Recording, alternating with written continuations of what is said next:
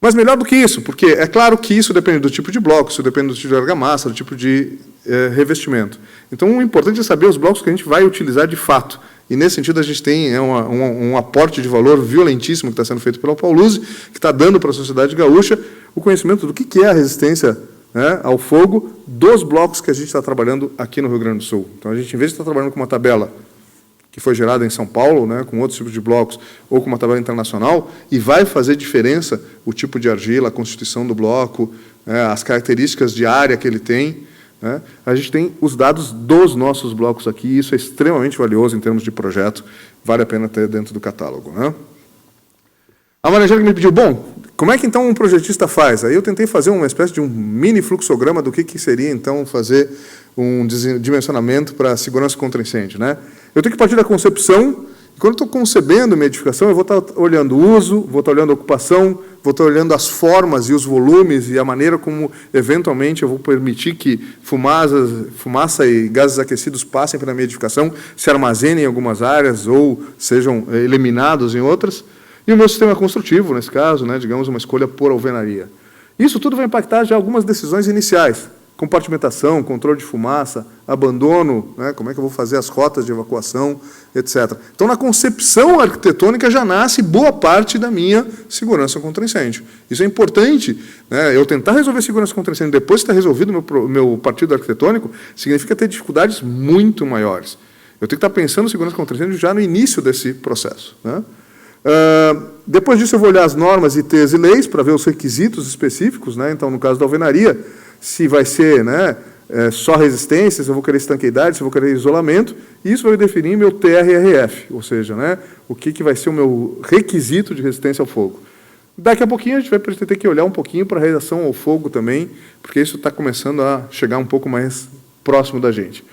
No caso da alvenaria, a gente está tão preocupado com isso, e a gente quer tanto dar a demonstração, que o Minha Casa Minha Vida a gente está cuidando para que ele atenda tudo que seja necessário para a segurança contra incêndio. Por quê? Porque eu posso até dizer que em níveis de conforto eu posso até variar, dependendo, né, da classe, etc. Mas em termos de segurança, eu tenho que ter o mesmo nível de segurança se eu estou trabalhando com uma habitação de interesse social, se eu estou trabalhando com um segmento classe A, né? Então, nesse sentido, a gente está colocando dentro do manual do Minha Casa Minha Vida que tem que seguir o Eurocode, tem que cuidar os fatores que a gente está citando para vocês aqui, tá?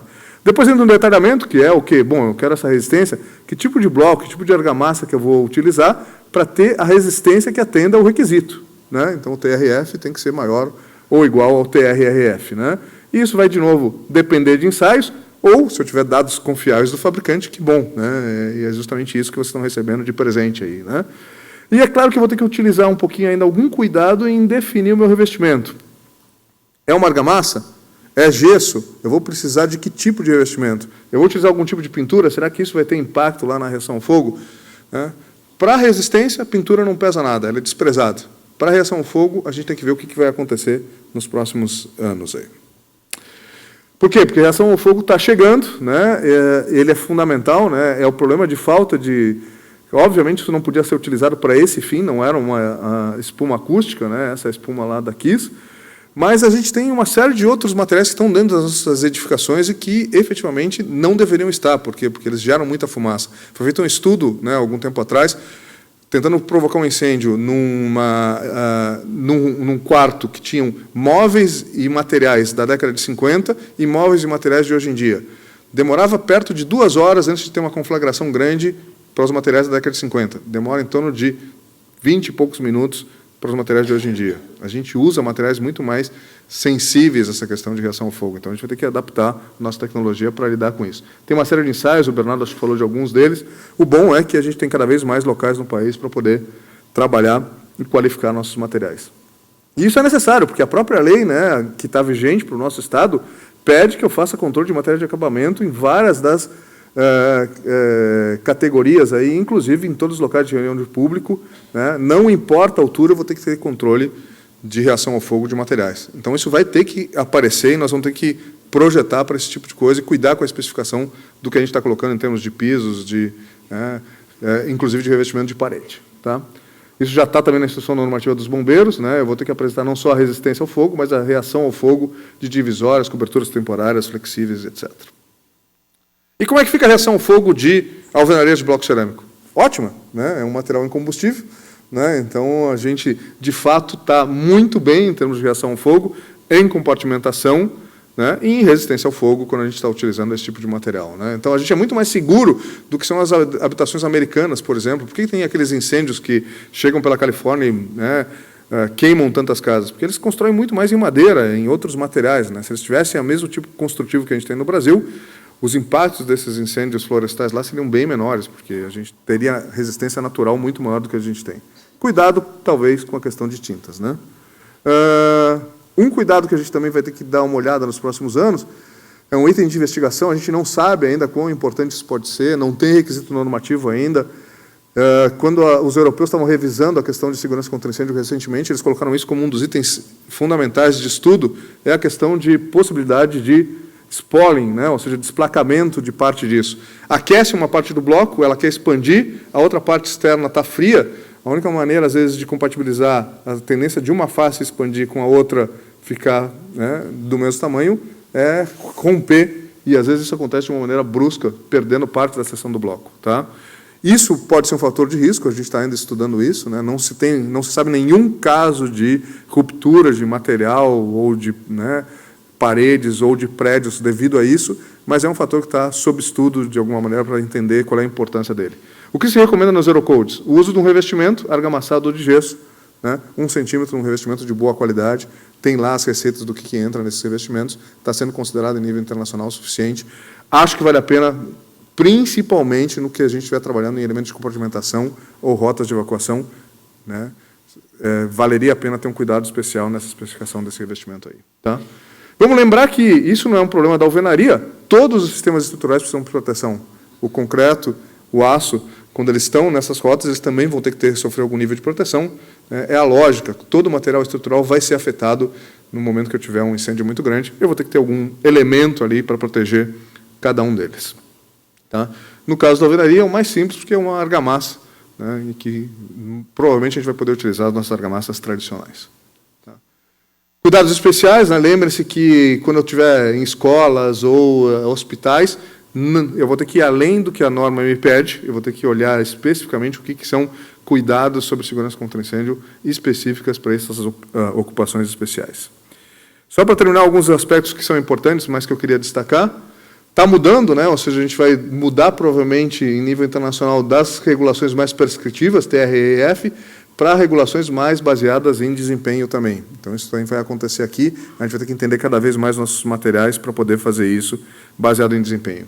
Então, entrando uma série de ferramentas computacionais para a gente poder fazer simulação, controle de fumaça, dinâmica de propagação, abandono. Isso é extremamente importante, porque eu vou saber, inclusive, quais são as possibilidades de que temperatura chegue nessa parede, e aí eu posso partir da abordagem simplificada do TRF para fazer efetivamente dimensionamento do que precisam ser as minhas paredes mais cuidadosas e saber que materiais eu preciso botar em cada uma delas, tá?